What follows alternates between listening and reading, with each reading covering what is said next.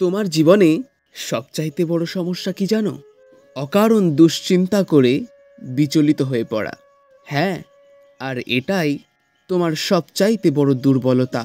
সংসারের যে কোনো পরিস্থিতিতেই যেন দুশ্চিন্তা করাই স্বভাব হয়ে দাঁড়িয়েছে। তাই আমি তোমাকে সতর্ক করছি। হ্যাঁ, তোমাকে। তুমি দৃঢ় হও, সহজেই বিচলিত হও না, ধৈর্যবান হও, গম্ভীর হও। কঠিন থেকে কঠিনতম বিপত্তিও যদি আসে, তবে সেই বিপত্তি থেকে বেরোতে গেলে সবার আগে তোমাকে ধৈর্যবান হতে হবে, দৃঢ় হতে হবে। আর যদি সেই বিপদকে স্বীকার করে শুধুমাত্র দুশ্চিন্তা করতে শুরু করো, তবে সেই বিপত্তিকে কোনো দিনই উত্তীর্ণ করতে পারবে না। তুমি কেন আত্মবিশ্বাস রাখতে পারছো না? হ্যাঁ, ঠিক আছে, মানছি, বিপত্তি সমস্যা এসে সামনে দাঁড়িয়ে আছে। তবে এটুকু হৃদয়ে বিশ্বাস রাখো যে এই সমস্যার সমাধানও অবশ্যই হবে। এমন হতেই পারে না যে সব শেষ হয়ে যাবে, সব নষ্ট হয়ে যাবে। হয়তো আজ তুমি ব্যর্থ হয়েছ, কিন্তু হতে পারে আগামীকাল তুমি এর থেকেও তীব্র গতিতে চরম সফলতা প্রাপ্ত করতে চলেছ। তুমি অকারণ চিন্তা করতে পারছো, তবে এই কথাটা হৃদয়ে ধারণ করে কেন বিশ্বাস করে নিতে পারছো না যে কিছুই শেষ হয়নি? তুমি একদমই দুর্বল হও না, একদমই ব্যাকুল হও না, বরং গম্ভীর হও। এত দুর্বল হলে চলবে না। কিন্তু তবুও তুমি সেই ব্যর্থ চিন্তা নিয়েই বসে আছো যে অমুক চলে গেলে কি হবে, এই বস্তু চলে গেলে আমার কি হবে, আমার এই পদ চলে গেলে কি হবে। এই সব চিন্তা নিয়ে সর্বক্ষণ ব্যাকুল হচ্ছ। আরে ব্যর্থ চিন্তা এসব।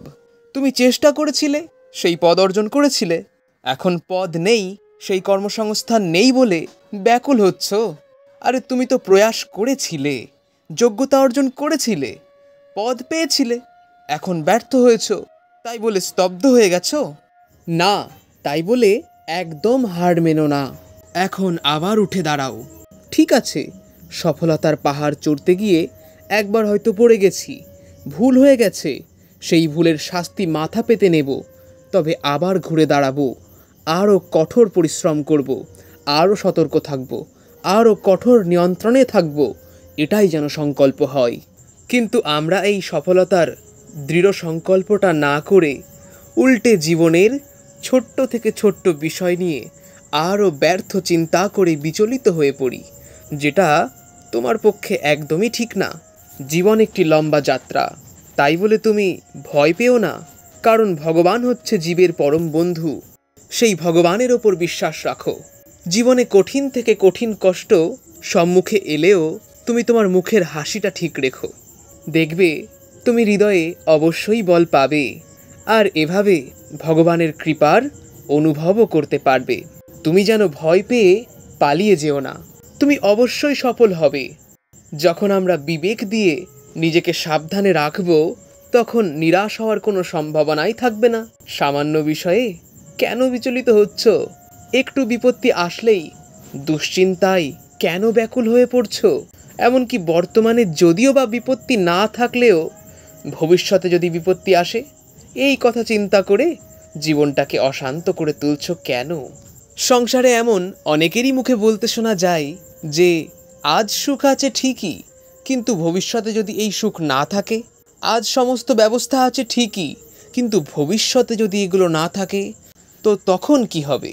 সত্যিই কি বিচিত্র মানুষ। তুমি আজকের সুখের জন্য নিজেকে সুখী অনুভব না করে কালকে দুঃখ আসার সম্ভাবনাকে চিন্তা করেই জীবনটাকে দুঃখে ভরিয়ে দিচ্ছ। এবার তুমি নিজে বিচার করে দেখো, এটা কি অকারণ চিন্তা নয়? এই, তুমি দুর্বল কেন হচ্ছ? তুমি নিজেকে কেন দুর্বল মনে করছো? তুমি বলবান হও, আর তুমি এমন বলবান হও যে যে কোনো পরিস্থিতিতে সুখ এবং দুঃখ দুটোই তোমাকে যেন ছুঁতে না পারে। অর্থাৎ অতিরিক্ত সুখের সময় হর্ষিত হয়ে অহংকার করে যেন কারোর অপমান না হয় তোমার দ্বারা। এমন ভাবনা মনে যেন না আসে যে আমি সবচাইতে ধনী, আমি সবচাইতে বড়, আমি ক্ষমতাশীল পদাধিকারী ব্যক্তি। ঠিক তেমনই যদি কঠিন থেকে কঠিন দুঃখ জীবনে আসে, তবুও একেবারেই ভেঙে পড়ো না। আমার কারোর সহযোগিতা দরকার নেই। আমি নিজেই আবার উঠে দাঁড়াবো, আবার নিজের লক্ষ্যে এগিয়ে যাব। সবসময় জানবে তুমি অবিনাশী পরমাত্মার অংশ, তাই তুমিও প্রকৃতপক্ষে অবিনাশী। কেউ তোমাকে পরাস্ত করতে পারবে না। শুধুমাত্র তুমি তোমার সেই নিজের শক্তিকে ভুলে রয়েছ। ঠিক যেন এক সিংহের বাচ্চা ভুল করে ভেড়ার পালের মধ্যে পড়ে গেছে, কিন্তু সেই সিংহের বাচ্চা যদি হুঙ্কার করতে শুরু করে তবে কেউই তাকে পরাস্ত করতে পারবে না। ঠিক তেমনি তুমি ভগবদ অংশ, অর্থাৎ ভগবানের অংশ। অন্য কারোর কথা তো ছেড়েই দিলাম, স্বয়ং ভগবানের দিব্য অস্ত্রও তোমার বিনাশ করতে পারবে না, কারণ তুমি সেই ভগবানেরই অংশস্বরূপ। তুমি অবিনাশী ভগবানের অবিনাশী সন্তান। বিনাশশীল ভোগ্যবস্তুকে, বিনাশশীল শরীর, বিনাশশীল সংসারকে নিজের মনে করে অজ্ঞানতায় দুঃখ ভোগ করছো। তুমি এমন ভেবো না যে আমি তো সংসারী, সংসারের সাথে যুক্ত, আমি তো গৃহস্থী, আমি তো চাকরি করি, আমি তো অমুক কাজ করি, আমি তো ভগবানের ভক্তি করে ভজন পথে এগিয়ে যেতে পারবো না। না, এই ভাবনাটাই ভুল। থাকতেই পারে তোমার চাকরি, হতেই পারে তুমি গৃহস্থ আশ্রম অবলম্বন করছো, এমন হতেই পারে। তাতে কি হয়েছে? তুমি এই সব কিছু কর্তব্য পালন করে যাও। সব কিছুর মধ্য দিয়েই ভগবত ভজনের পথে সফলতার শিখরে তুমি পৌঁছাতে অবশ্যই পারো।